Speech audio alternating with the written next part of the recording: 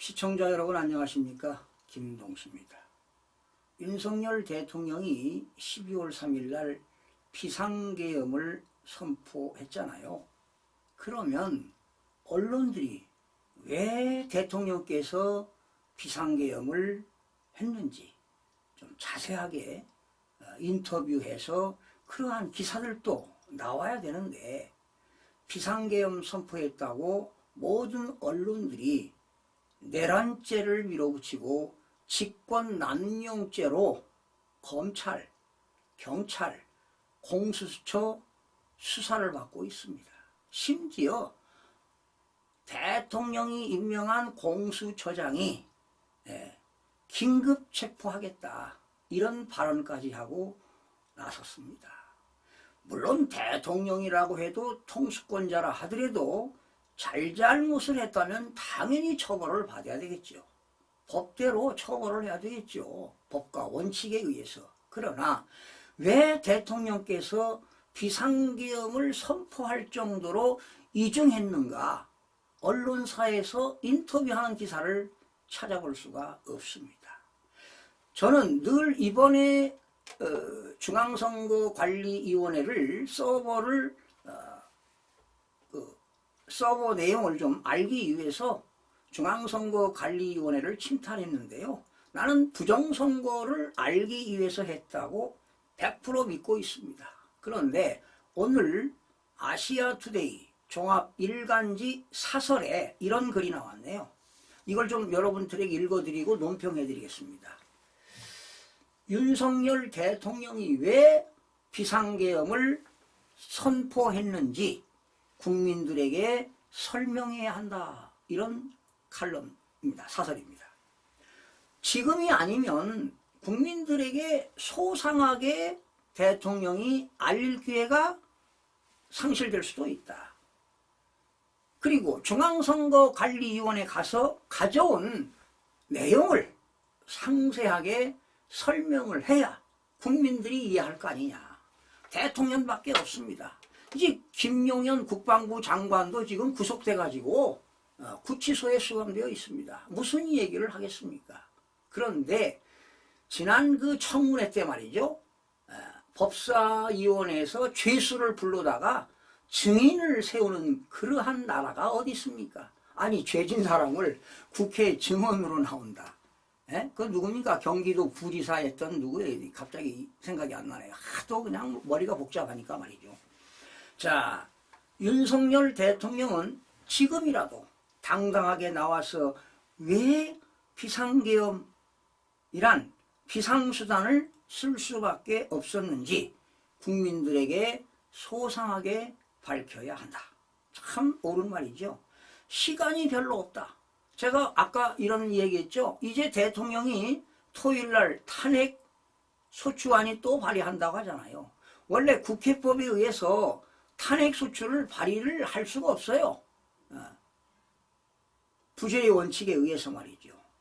그러면 탄핵 소추하기 전에 48시간 이내에 국민들에게 왜 비상계엄을 했는지 소상하게 밝혀서 국민들 속 시원하게 알릴 필요가 있다고 보는 겁니다. 대통령께서 골든타임을 놓치게 되면 비상계엄 선포의 진위가 국민들에게 제대로 전달이 안 될 수 있다는 것이다. 윤석열 대통령이 비상계엄을 선포했지만 법적 절차에 따른 국회의 계엄 해제 요구를 수용했다. 6시간 만에 수용했죠. 국무위원들의 심의를 거쳐서. 이에 담화를 통해 정치적, 법적 책임을 회피하지 않겠다고 밝혔다. 검찰과 경찰, 공수처는 윤석열 대통령의 비상계엄 선포에 대해 내란의 죄, 형법 87조에 내란의 죄를 묻겠다고 지금 경쟁적으로 지금 수사를 벌이고 있어요. 게다가 거대 야당은 특검까지 추진하고 있다. 지금 이 뭐 김건희 여사도 특검하겠다는 거 아니에요. 야당은 또한 장관과 검사, 감사원장을 탄핵하고 판사까지도 탄핵하겠다고 위협하면서 행정 및 사법부를 무력화시키고 있다. 이것이 바로 상권 분립이 훼손되는 겁니다. 권력 분립이 훼손되는 거예요. 대통령실 특활비 예산을 영원으로 삭감해서 국가가 정상적으로 작동할 수 없게 했다. 이게 공산주의입니다. 이게 대통령 활동비를 영원으로 했다. 이게 말이 됩니까? 입법 폭주 아닙니까? 국회가 예산권 남용입니다. 이 같은 상황에 이르자 윤석열 대통령이 현재의 상황을 전시해 준하는 비상시국이라고 판단해 비상계엄을 선포했다. 법조계 일부에서는 이를 합헌적인 통치행위라고 본다. 저도 마찬가지입니다. 이거는 헌법 규정에 의해서 대통령의 고유권한입니다. 대통령의 통치행위입니다. 위법성이 없습니다. 처벌성도 없다고 보는 겁니다. 그런지 여부는 법리적으로 따져볼 문제다. 그런데 지금 야당은 물론이고 검찰과 경찰, 공수처까지 내란죄로 단정하고 수사에 나서고 있다. 이게 좌파들의 종북 세력들, 좌파들의 행세입니다. 이게 행태입니다. 시간이 더 지나고 나면 대통령이 국민들에게 비상계엄을 하게 된 이유를 자세히 밝힐 기회조차 없을 것이다. 물론 윤석열 대통령은 비상계엄 선포의 절박함을 간략하게 설명했다. 그러나 대통령이 비상계엄을 선포해도 국회가 계엄 해제를 요구하면 계엄이 철회될 수밖에 없다. 바로 이것은 헌법에도 나와 있고 계엄법에도 나와 있습니다.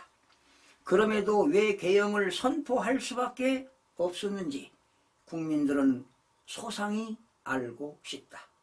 이런 설명이 없다 보니 한간에서는 대통령이 거부권을 행사하면 그만인 김건희 특검을 저지하기 위해 비상계엄을 선포했다는 오해를 낳고 있다. 이런 오해를 주면 안 돼요. 과감하게 대통령께서 기자회견을 하시는 게 바람직하다고 봅니다. 오늘 국회에서 하는 거 보세요. 서영교 의원이 국무총리, 국무위원들 일어나서 고개 숙이세요. 하니까 다 고개 숙이는 거 보세요. 그런데 김문수 장관은 일어나지 않았습니다. 그런 담대함이 있습니다. 그러한 결단이 있어야 된다는 겁니다. 철학이 있어야 됩니다. 그러한 담대한 용기가 필요합니다.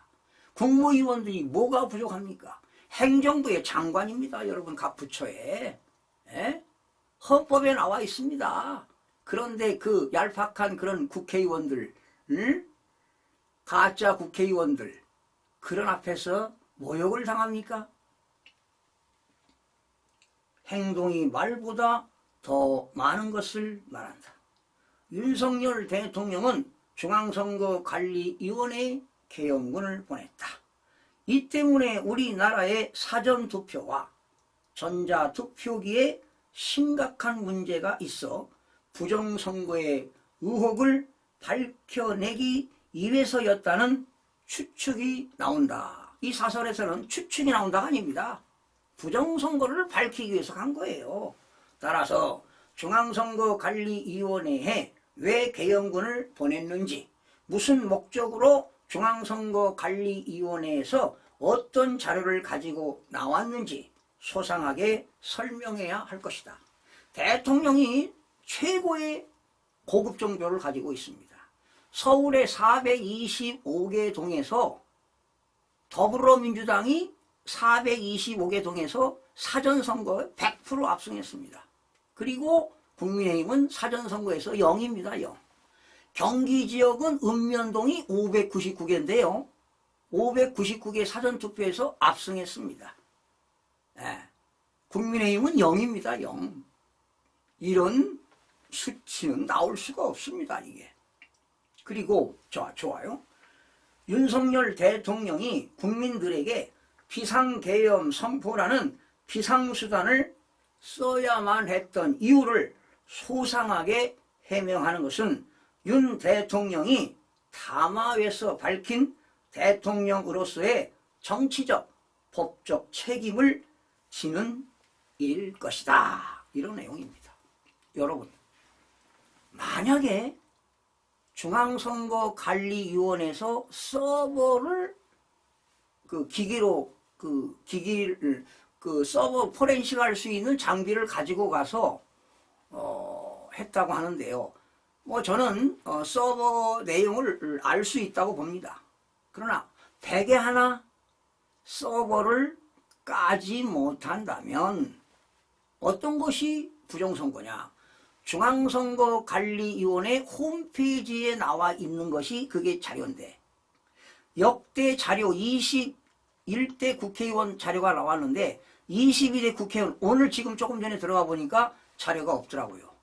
삭제를 시켰는지 나타나지는 않습니다. 22대.